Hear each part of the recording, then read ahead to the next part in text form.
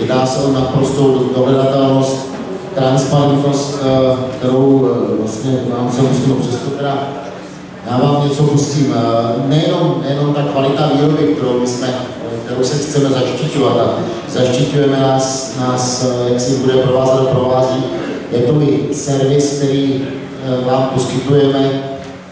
Ostatně ten servis tady byl prezentován, jak teda jednou má přednáškou lidí, jako je Gordy Jones, lidí, jako je Donda Lopatář, lidí, jako jsou ostatní, kteří tady prezentují vlastně to, co my potom ve skutečnosti děláme a chceme dělat dál.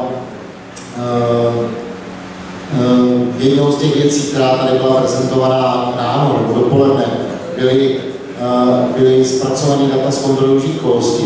Jak přes náš web, tímto způsobem, tak přes web od Progresu se dostanete vlastně k těm jednotlivým vyhodnocením a k těm grafům, které tady ráno prezentoval Peter Lopatář.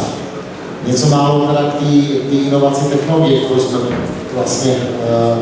jsme instalovali. Zde jsou kroky, kterými vlastně prochází každá komponenta a každý výrobek. On to všechno uvidíte dole. Já vás tam zručně zvu, protože si myslím, že to chci být natura.